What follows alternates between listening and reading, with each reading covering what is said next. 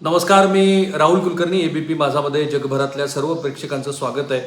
काहीच मिनिटापूर्वी सर्वोच्च न्यायालयामध्ये एकूण ज्या 4 याचिका होत्या त्या याचिकावरची सुनावणी पूर्ण झालेली आहे आणि आता 27 तारखेपर्यंत म्हणजे येत्या बुधवारपर्यंत दोन्ही पक्षाला तुम्ही तुमचं जे काही म्हणणं आहे, जे काही फॅक्ट आहेत ते शपथपत्र या माध्यमातून न्यायालयामध्ये सादर करा आणि मग आम्ही 1 तारखेला याबद्दलची पुढची सुनावणी घेऊ असं न्यायालयाने सूचित केलेलं असल्यामुळं आता ही सुनावणी विशेषतः आमदारांच्या अपात्रतेसंदर्भातली सुनावणी राज्यपालांनी तत्काळ नव्या सरकारला शपथविधीसाठी निमंत्रित करणं या सगळ्या गोष्टी आणि मधल्या काळामध्ये श्री उद्धव ठाकरे सरकारला बहुमत सिद्ध करायला सांगणं ह्या सगळ्या गोष्टीवरची जी सुनावणी आहे ती आता पुढं गेलेली आहे.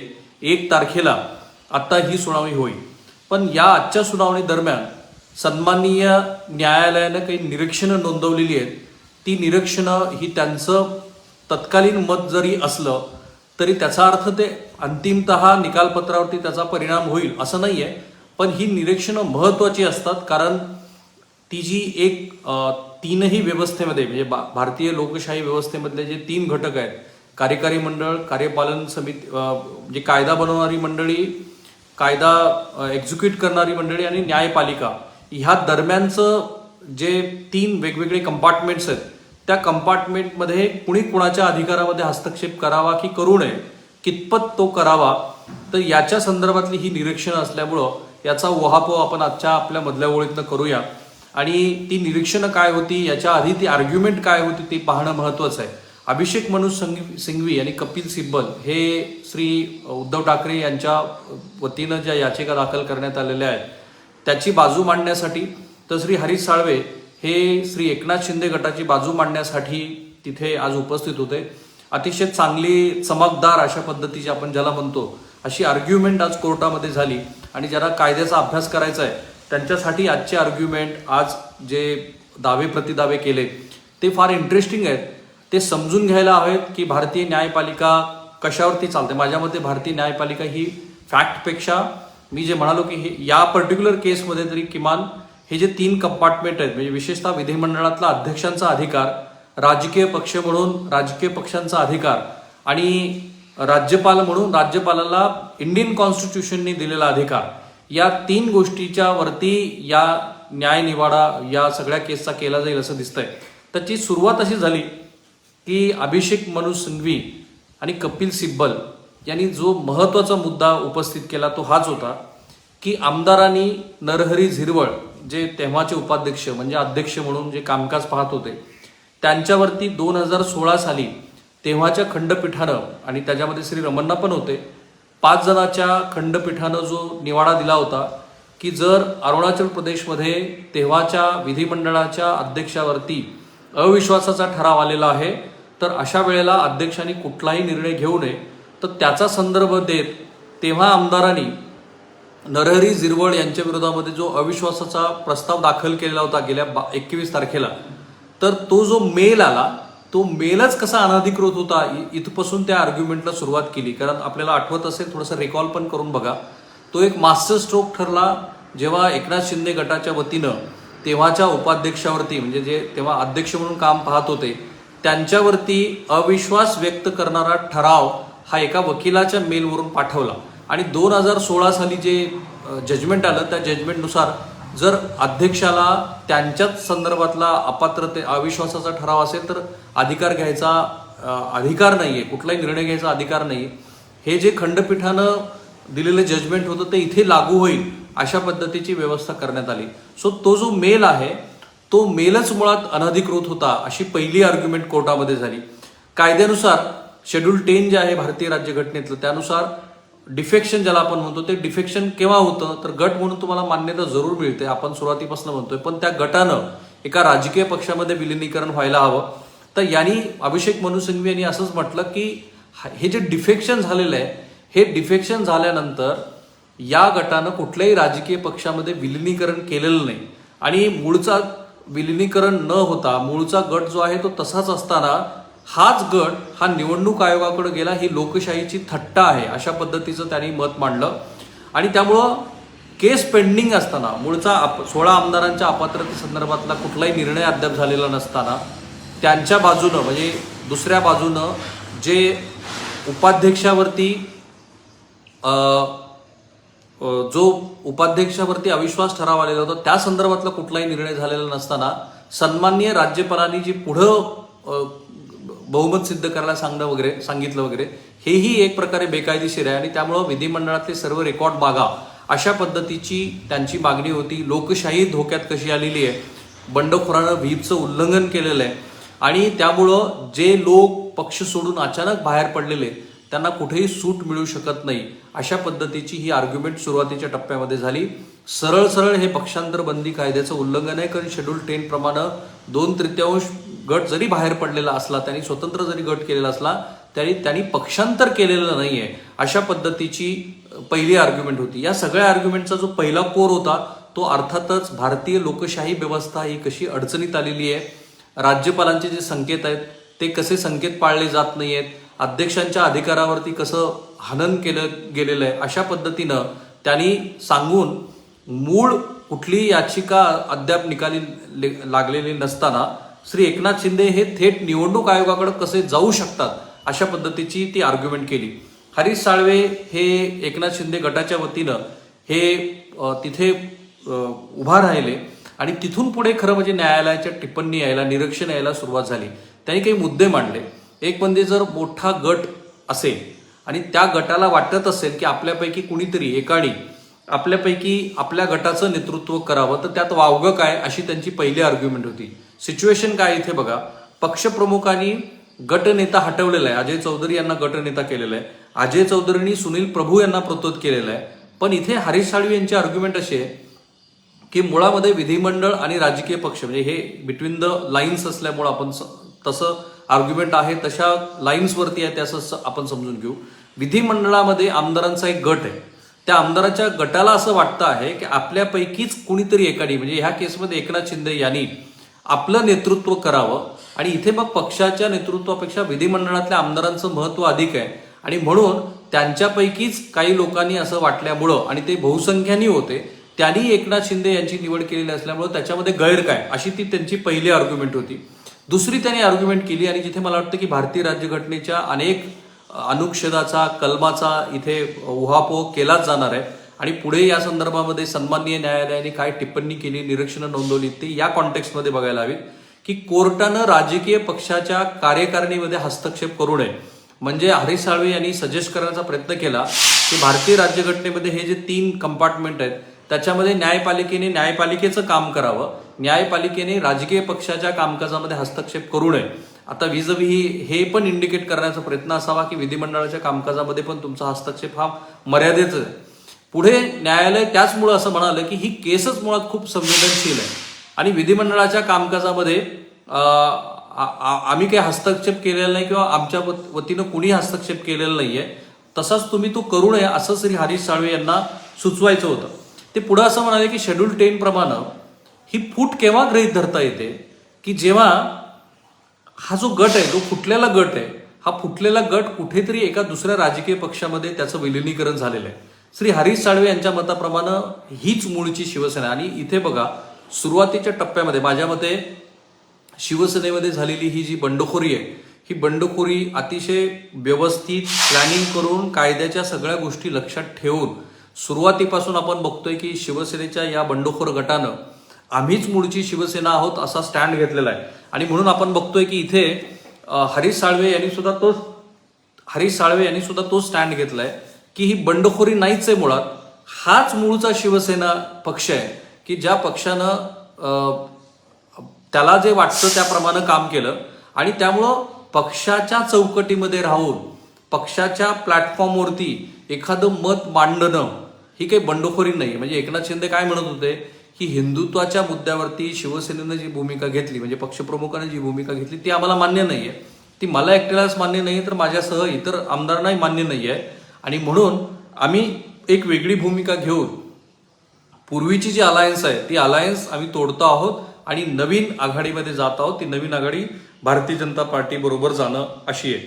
इथे हरीश साळवे यांनी हाच मुद्दा पुढे केलाय की मुळामध्ये हे बंड नाहीच आहे, पक्षाच्या प्लॅटफॉर्मवरती पक्षाच्या विदिन फ्रेमवर्कमध्ये एखादं वेगळं मत मांडणं ही काही बंडखोरी नाहीये आणि हा जो गट आहे हा गट पुढे कुठल्याही नवीन पक्षामध्ये विलिनीकरण त्याचं केलेलं नाही.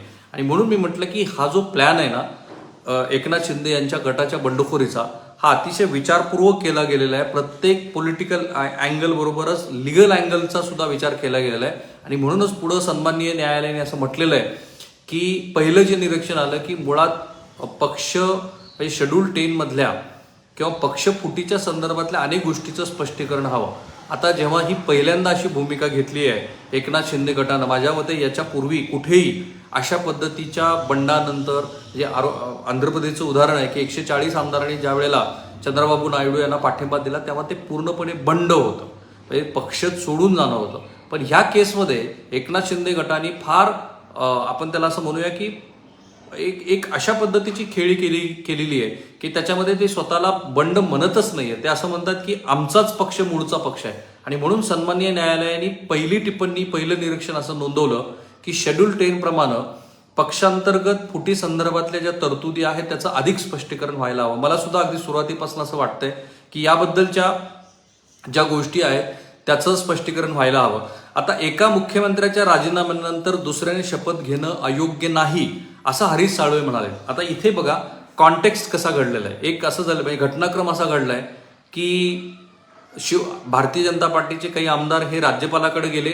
राज्यपालाला त्यांनी सांगितलं की एकनाथ शिंदे यांचा गट हा वेगळा स्थापित झालेला असल्यामुळं सध्याच्या सरकारकडं बहुमत नाहीये आणि ते बहुमत नसल्यामुळं त्यांना बहुमत सिद्ध करायला सांगा. इथे राज्यपालांनी केवळ 2 ओळीचं पत्र काढल्याचं आठवतंय मला. त्याच्यामध्ये ते असं म्हणाले की श्री उद्धव ठाकरे यांनी आपलं विधिमंडळामधलं बहुमत सिद्ध करावं. त्याच्या विरोधामध्ये उद्धव ठाकरे गटाच्या वतीने एक याचिका सुप्रीम कोर्टमध्ये दाखल झाली होती की या बहुमताच्या चाचणीला तुम्ही स्थगिती द्या. तेव्हा ती स्थगिती द्यायला सर्वोच्च न्यायालयाने नकार दिला. तो नकार दिल्याचं जजमेंट जसं आलं तसं तातडीनं श्री उद्धव ठाकरे यांनी राजीनामा दिला. आता यातली अडचण काय आहे की राज्यपालांकडे एक पत्र आलं. त्या पत्रानुसार राज्यपालांनी सांगितलं की तुमच्याकडे बहुमत नाही, तुम्ही सिद्ध करा. त्याच्या विरोधामध्ये सर्वोच्च न्यायालयामध्ये जेव्हा याचिका झाली तेव्हा सर्वोच्च न्यायालयानेच या बहुमत चाचणीला स्थगिती द्यायला नकार दिला आणि उद्धव ठाकरे यांनी मग राजीनामा दिला. आता ह्या केसमध्ये आर्ग्युमेंट हरीश साळवे यांनी अशी केलेली आहे की एका मुख्यमंत्र्याच्या राजीनाम्यानंतर दुसऱ्यांनी शपथ घेणं अयोग्य नाहीये, कारण मधल्या काळामध्ये राज्य चालवणं असतं, लॉ अँड ऑर्डरची सिच्युएशन असते. त्यामुळे राज्यपालांच्या भूमिकेसंदर्भामध्ये जी एक याचिका दाखल केली गेलेली आहे ती याचिका कशी चुकीची आहे अशा पद्धतीनं ते सूचित करण्याचा त्यांनी प्रयत्न केला. या सगळ्या बंडखोर गटानं लक्ष्मण रेखा ओलांडलेलीच नाहीये अशा पद्धतीचं स्टँड आहे. माझ्या मते हे जे काही जजमेंट पुढे भविष्यामध्ये येईल ते जजमेंट हे प्रेसिडेंट असणार आहे, कारण अनेक गोष्टी खूप क्लिअर होतील. आपल्या घटनाकारांनाही आणि ज्यांनी घटनेमध्ये नंतर बदल घडवून आणले त्यांनाही कदाचित असं वाटलं नसेल की प्रत्येक शब्दाचा किस पाडला जाईल. पण आज तशी स्थिती आलेली आहे. म्हणजे शेड्यूल 10 मध्ये ज्या गोष्टी संकेताचा भाग होता त्या संकेताच्या भागावरती पण आता खूप साऱ्या चर्चा सुरू झालेल्या आहेत की जर एखाद्या राजकीय पक्षात बंडाळी झाली आणि मूळच्या पक्षानेच असं म्हटलं की आमचाच खरा पक्ष आहे तर त्यावेळेला काय करायचं याबद्दल माझ्या मते बराचसा ग्रे एरिया आहे. त्या ग्रे एरियाचं सुद्धा इथे स्पष्टीकरण द्यायला हवं. दुसरी टिप्पणी जी सन्माननीय न्यायालयाने केली की कलम 32 नुसार तुम्ही उच्च न्यायालयात का गेला नाही. आता खरं म्हणजे मागेही हा विषय आला होता आणि तेव्हा ज्या वेळेला उच्च न्यायालयामध्ये न जाता तुम्ही सर्वोच्च न्यायालयामध्ये का आलात असा जेव्हा विषय आला तेव्हा आमदारांच्या जीविताला धोका आहे, परिस्थिती फार बिकट आहे असं सांगत एकनाथ शिंदे गट तिथे पोहोचला होता. 32 नुसार म्हणजे कलम 32 नुसार जर भारतीय राज्यघटनेमध्ये असलेले जे मूलभूत अधिकार आहेत त्या मूलभूत अधिकारांचं हनन होतं आहे असं लक्षात आलं तर आपल्याकडे उच्च न्यायालय, तसं तर लोअर ज्युडिशरी उच्च न्यायालय, लोअर ज्युडिशरीचा हा विषय येत नाही जिथे घटनेचा अन्वयार्थ लावायचा असतो, पण उच्च न्यायालय आणि सर्वोच्च न्यायालय, तर यातला उच्च न्यायालयाचा जो भाग आहे तो त्यांनी वगळला. तो का वगळला तर त्यांना असं वाटत होतं की याच्यामध्ये उच्च न्यायालयामध्ये जाऊन तो वेळ घडवण्यात काही अर्थ नाही, कारण आमच्या मूलभूत अधिकारांचं हनन होत आहे. पण त्यासोबतच म्हणजे मूलभूत अधिकार वगळून सुद्धा अशा काही महत्वाच्या गोष्टींना सर्वोच्च न्यायालय एंटरटेन करू शकतं की जे आधीच दिसलेलं आहे आपल्याला की सर्वोच्च न्यायालयानं उच्च न्यायालयामध्ये न गेलेल्या लोकांना सुद्धा सर्वोच्च न्यायालयामध्ये एंटरटेन केलं आणि ह्या केसमध्ये असंच झालेलं आहे. त्यामुळं दुसरं जे निरीक्षण त्यांचं होतं त्याच्याबद्दल त्यांनी असं म्हटलं की कलम 32 प्रमाणे का नाही आलो तर इथे खूप वेगळी परिस्थिती होती आणि वेगळी परिस्थिती असल्यामुळं त्याच्यानुसार आम्हाला या गोष्टीमध्ये थेट तुमचा हस्तक्षेप अपेक्षित होता. इथे हरेश साळवे यांनी भरत गोगावले, एकनाथ शिंदे यांची याचिका जी होती ती याचिका वाचून दाखवली आणि मग लगोलगच त्यांनी मला एक आठवड्याचा वेळ द्यावा अशा पद्धतीचं मत नोंदवलं. माझ्या मते आजच्या तारखेमध्ये जर शिंदे गटाला अशा पद्धतीनं जर वेळ मिळत असेल, अर्थात सन्माननीय न्यायालयाने म्हटलेलं आहे की हे प्रकरण अतिशय संवेदनशील आहे आणि ही पण दाट शक्यता दिसते आहे की अरुणाचल प्रदेशमध्ये जो निकाल आला तो घटनापीठानं दिलेला निकाल होता. तसा तो दिलेला निकाल हा नंतरच्या कुठल्याही 3 न्यायाधीशाचं जरी पीठ असेल तर त्याला तो बंधनकारक असतो. पण स्वतःच न्यायालयाने आज असं मत नोंदवलेलं आहे की हे प्रकरण अतिशय संवेदनशील आहे. अनेक अर्थांनी घटनेतल्या अनेक कलमांचा इथे तुम्हाला नव्याने अर्थ लावायचा आणि त्यामध्ये लार्जर बेंचकडे द्यावं. पण नंतर लगोलग हरीश साळवे यांनी अभिषेक मनु सिंघवी आणि कपिल सिब्बल यांनी हा जो मुद्दा मांडला की त्यामुळे वेळ जाईल, तर त्याच्यावरती लगेच न्यायालय असं म्हणालं की नाही, मी हे फक्त मत नोंदवलेलं आहे, अद्याप आम्ही अशी ऑर्डर दिलेली नाही. पण मला ही शक्यता दिसते आहे की जे कॉम्प्लिकेशन्स या सगळ्या केसेसमध्ये आलेले आहेत, इतक्या सगळ्या ज्याला आपण तानेबाने म्हणतो एकमेकाशी गुंतलेले आहेत, तर इथे घटनेचा पुन्हा नव्याने अर्थ लावायचा असल्यामुळं ही दाट शक्यता आहे की हे प्रकरण लार्जर बेंचकडे जाईल. ह्या केसमध्ये म्हणजे आत्ता 8-10 दिवसाचा जो एकनाथ शिंदे गटाला मिळालेला वेळ, पुढेही जो त्यांना वेळ मिळणार आहे तो पाहता तो एक प्रकारे त्यांना तुर्तास तरी मिळालेला दिलासा आहे असं मानायचा पूर्ण कारण आहे. कारण लगोलग त्यांनी असं म्हटलं होतं की आत्ता म्हणजे अभिषेक मनु सिंघवी आणि कपिल सिब्बल यांनी असं म्हटलं की जैसे थे स्थिती ठेवण्यासंदर्भात तुम्ही आदेश द्या. अद्याप तरी माझ्या माहितीनुसार तसे आदेश आलेले नाहीत. याचा दुसरा अर्थ असा की या केसमध्ये मंत्रिमंडळाचा विस्तार होऊ शकतो. एक बंडखोरी झालेली आहे. बंडखोरी झाल्यानंतर ती बेकायदेशीर आहे की नाही हे अजून कोर्टाच्या परव्ह्यूमध्ये ते निश्चित व्हायचं आहे. त्यामुळं श्री एकनाथ शिंदेसह 16 आमदारांच्या बंडखोरी संदर्भात त्यांना अपात्र अद्याप कुणीही ठरवलेलं नसल्यामुळं तुर्तास तरी मंत्रिमंडळाचा विस्तार व्हायचा पूर्ण अधिकार किंवा करायचा पूर्ण अधिकार मुख्यमंत्र्याकडेच असलेला असल्यामुळं आणि शेड्यूल 10 प्रमाणे हे जे अपात्र आमदार आहेत त्यांना मंत्री करता जरी येत नसलं तरी त्यांना अद्याप त्यांच्याबद्दल ते अपात्र आहेत अशा पद्धतीचा निकाल दिलेला नसल्यामुळं मंत्रिमंडळ विस्तार करायला पूर्णपणे वाव आहे. याच्यामध्ये सन्माननीय न्यायालयाने 2-3 महत्वाची निरीक्षणं नोंदवली. एक म्हणजे गटनेता बदलावा की बदलू नये याचा जो अधिकार आहे हा पूर्णपणे पक्षाकडे. आता पक्षाकडे आहे असं म्हटल्यानंतर विधिमंडळातला पक्ष की विधिमंडळाच्या बाहेरचा पक्ष याबद्दलचं कुठलंही त्यांनी निरीक्षण नोंदवलेलं नाहीये. पण दुसरी जी त्यांनी टिप्पणी केली, जे निरीक्षण नोंदवलं ते मला जास्त महत्वाचं वाटतं की ज्यांच्याकडं बहुमत आहे त्यांनी जर आपला नेता निवडला तर अल्पमतातला म्हणजे एक्झॅक्ट वाक्य त्यांचं असं आहे की अल्पमतातला पक्षाचा नेता गटनेता हटवू शकतो का.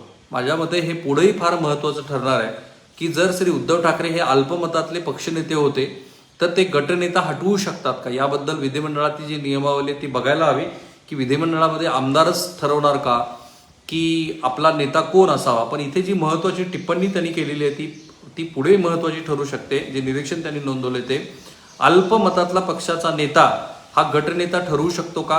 पुढे ते असं म्हणाले की पक्षाच्या फुटीच्या संकल्पनेवर स्पष्टता यावी आणि त्यासोबतच आधी प्राथमिक विषयावरची सुनावणी व्हावी आणि मग नंतर आपण जे काही करायचं आहे म्हणजे मोठं जर तुम्हाला खंडपीठच करायचं असेल तर त्याबद्दलचं आपण पुन्हा नव्याने त्याबद्दल चर्चा करूया. पुढेच कपिल सिब्बल ज्या वेळेला पुन्हा आर्ग्युमेंट करायला उभा राहिले तर त्यांनी फार महत्वाचे प्रश्न उपस्थित केले की पक्ष या संकल्पनेबद्दलचे ते प्रश्न आहेत की शिंदे हे पक्षप्रमुखासारखे कसे काय वागू शकतात, संसदीय दलाची ते बैठक कशी बोलवू शकतात, पक्षाची बैठक बोलवण्याचा त्यांना अधिकार आहे का. खरं म्हणजे आता इथे खरं महत्वाचा प्रश्न सर्वोच्च न्यायालयासमोर आहे की पक्ष ही एक स्वतंत्र एंटिटी आहे, विधिमंडळ हे एक स्वतंत्र गोष्ट आहे. राजकीय पक्षाला स्वतःची घटना ही निवडणूक आयोगाकडे नोंदवावी लागते. तशी शिवसेनेनं नोंदवलेली आहे. शिवसेनेचे विद्यमान प्रमुख हे श्री उद्धव ठाकरे आहेत. उद्धव ठाकरे यांना पक्षानं घटनेनुसार पूर्ण सर्वाधिकार दिलेले आहेत. ते कुणाची नियुक्ती करू शकतात, ते कुणालाही पक्षातनं काढू शकतात. अर्थात विधिमंडळातला नेता काढू शकतात की नाही याबद्दल शिवसेनेच्याच घटनेमध्ये पुरेसा स्पष्ट असा उल्लेख नाहीये. पण शिवसेना प्रमुख म्हणजे श्री उद्धव ठाकरे हे ग्रामपंचायतीच्या सदस्यापासून ते खासदारकीच्या उमेदवारीपर्यंत कोण उमेदवार असावेत याबद्दल आणि पक्षामध्ये पक्षप्रमुख म्हणजे जिल्हा पातळीपर्यंतच्या नेतृत्वात कोण असावं याचा निर्णय घेऊ शकतात. ह्या केसमध्ये अद्याप तरी एकनाथ शिंदे गटाला एक स्वतंत्र गट म्हणून मान्यता मिळालेली नाही आणि म्हणून ते पक्ष म्हणून स्वतःचा दावा कसा काय करू शकतात हा व्हॅलिड पॉईंट त्यांनी इथे उपस्थित केला. एवढंच नाही तर हेच सांगत ते निवडणूक आयोगाकडे कसे जाऊ शकतात हाही महत्वाचा मुद्दा त्यांनी उपस्थित केला. गटनेत्यांना हटवणं हा पक्षांतर्गत विषय आहे हे यापूर्वीच सर्वोच्च न्यायालयाने म्हटलेलं आहे. जर त्यात वाद असेल याबद्दलचं नंतरचं जे निरीक्षण आहे ते मात्र फार महत्वाचं आहे आणि ते मला वाटतं की आत्तापर्यंतच्या निरीक्षणामध्ये ते एक महत्वाचं निरीक्षण असेल की जर या संदर्भामध्ये गटनेत्याला हटवण्यासंदर्भामध्ये जर हा पक्षांतर्गत विषय आहे आणि गटनेत्याला हटविण्याचा बहुमत असलेला गटाला अधिकार आहे असं सर्वोच्च न्यायालय म्हणतंय आणि जर त्यात वाद असेल तर अध्यक्षांनी पाहावं. आता इथे सगळ्यात मोठी अडचण आहे की कुठल्या अध्यक्षांनी पाहावं. आधीच्या अध्यक्षांनी पाहावं कारण ज्यांच्यावरती अविश्वास ठराव आलेला आहे आणि त्याबद्दलचा 2016चा जजमेंटच सर्वोच्च न्यायालयाने दिलेलं आहे तर त्या अध्यक्षांनी पाहावं का आत्ता श्री राहुल नार्वेकर जे नूतन अध्यक्ष झालेले त्या अध्यक्षांनी पाहावं. आत्ताच्या अध्यक्षांनी पाहिलं तर ते या गटाला पूर्णपणे मान्यता देतील. पूर्वीच्या अध्यक्षांनी 16 आमदारांच्या अपात्रतेच्या संदर्भातली कारवाई सुरू केलेली होती. त्यामुळे हा कॉम्प्लिकेटेड विषय असल्यामुळं कपिल सिब्बल यांनी जे पुढे विषय मांडले की पक्षाने बोलवलेल्या बैठकीला हे लोक गैरहजर राहिले आणि अरुणाचल प्रदेशचा संदर्भ देत त्यांनी विधिमंडळाचा गटनेता पक्षप्रमुख बदलू शकतो, तुम्ही स्वतःला पक्ष म्हणून सांगू शकत नाही वगैरे असे जे मुद्दे मांडले. हे सगळे मुद्दे पाहता याचं जर कन्क्लुजन करायचं म्हटलं तर असं आहे की माझ्या मते आज जी काही आर्ग्युमेंट झाली ती पाहता ही दाट शक्यता आहे की एका मोठ्या लार्जर बेंचकडं हे पुढं प्रकरण सुनावणीसाठी जाऊ शकतं. जितके काळ हे प्रकरण लांबेल तितके काळ हा शिंदे गटाला एक प्रकारे दिलासाच मानायला हवा. अर्थात सर्वोच्च न्यायालयासमोर इतक्या गोष्टीचा उहापोह करायचा आहे त्यामुळं सर्वोच्च न्यायालयासमोर असलेली कायदेशीर अडचण लक्षात घेता ही अपेक्षाही करणं चूक आहे की त्यांनी तातडीनं सगळ्याच घटनेचा अन्वयार्थ लावावा आणि निकाल द्यावा. पण अनेक गोष्टी आज स्पष्ट झाल्या. एक म्हणजे सर्वोच्च न्यायालयाने सांगितलं की मुळामध्ये पक्ष एक स्वतंत्र गोष्ट आहे आणि त्या पक्षाच्या कार्यकारिणी संदर्भामधला जो निर्णय आहे तो घेण्याचा अधिकार ही पक्षांतर्गत बाब आहे. पण पुढे ज्या 2 महत्त्वाच्या टिप्पणी त्यांनी केल्या की बहुमत असलेल्या नेत्याला अल्पमतातला पक्षप्रमुख हटवू शकतो का आणि विधिमंडळामध्ये कोण बरोबर कोण चूक हे अध्यक्षांनी पाहावं. तर माझ्या मते ह्या 2-3 जी महत्त्वाची निरीक्षणं आहेत ती निरीक्षणं आज आलेली असल्यामुळं पुढे आपण फक्त ह्या संदर्भात काय काय आर्ग्युमेंट होऊ शकतात याचा एक अंदाज बांधू शकतो. लार्जर बेंचकडे जर ते गेलं तर आणखी हे प्रकरण 1-2 महिन्यापर्यंत लांबू शकतं. तसं लांबलं जाण्याची दाट शक्यता आहे कारण आता शपथपत्र येईल. ऑलरेडी 10 दिवसाचा वेळ त्यांना दिलेला आहे म्हणजे सरकार अस्तित्वात आल्यापासून 10 दिवस पुढे गेलेले आहेत आणि कुठल्याही आमदाराला अपात्र ठरवलेलं नसल्यामुळं मंत्रिमंडळाचा विस्तार व्हायला काहीही हरकत नाही. तो थांबूया आपण इथे. आज दिवसभरामध्ये जी महत्त्वाची घडामोड घडते त्याचं विश्लेषण आपण मधल्या ओळीतनं करत असतो. तुम्हाला आमचा प्रत्येक भाग आवडतो आहे असं दिसतं आहे. तटस्थपणे निरीक्षण करणं हा मधल्या ओळीचा मूळ गाभा आहे आणि तो तसाच राहणार आहे. कुठल्याही पॉलिटिकल आयडियोलॉजीसाठी पत्रकारिता करू नये असं माझं मत आहे. तुमची पॉलिटिकल आयडियोलॉजी काही असू शकते पण ती पत्रकारितेत रिफ्लेक्ट नाही झाली पाहिजे. तुम्हाला आमचा हा जो प्रयत्न आहे तो आवडतो आहे पण तुम्ही काही चांगले कन्स्ट्रक्टिव्ह सजेशन दिले तर ते आमच्या या मधल्या ओळीमध्ये तुम्हाला रिफ्लेक्ट होताना दिसतील. त्यासाठीच तुम्ही माझं आणि ABP माझं असं जे सोशल मीडिया अकाउंट आहे ते फॉलो करायला लागा कारण तिथे आपलं चांगलं कम्युनिकेशन होऊ शकतं जसं की फेसबुक, यूट्यूब आणि ट्विटर. ABP माझा, उघडा डोळे बघा नीट.